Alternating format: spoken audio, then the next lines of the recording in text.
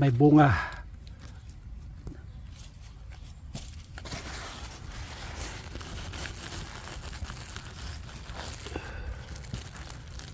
Tayo'y mag-aalis ng bulaklak.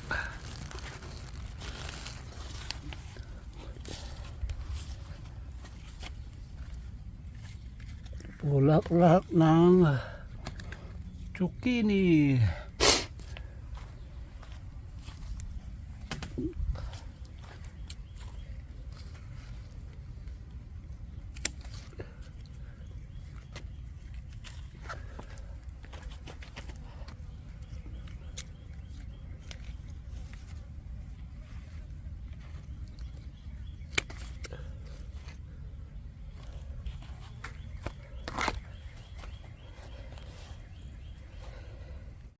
Kukuha rin tayo ng dahon ng ampalaya.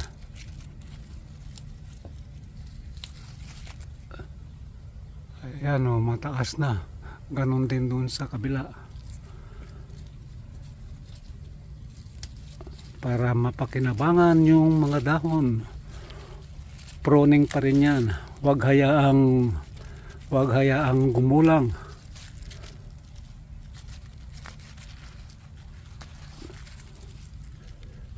Kaya ang mga talbos na yan, kukunin din yan natin sa susunod na araw. Ito naman ang babawasan natin. Tapos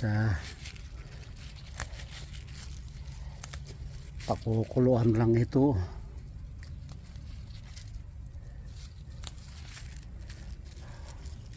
Ulam na. Ayan. Saka na natin ang galandang talbos. Ayan o, nasa ibabaw na ng balag. So ayan, tayo ay pupunta na sa kusina.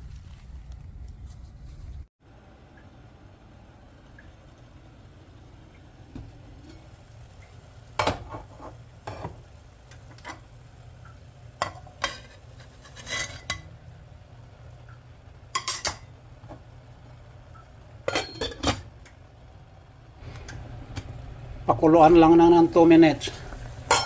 Hindi na kailangan ng matagal.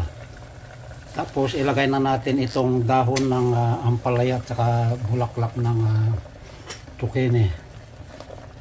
Yung kalabasa sa susunod. Yan, takpan lang ng mga 1 minute. Okay na. O yan, okay na yan. Luto na yan. Alisin na natin sa head. Yum, yum, yum. Budburan pala natin ng konting asin. Kasi may patis na yan kanina. Isang kutsarang patis. Konting asin lang. Yan. Alright. Ito ang ulam ko. Simpleng gulay lang na galing sa backyard. Dalawang klase lang.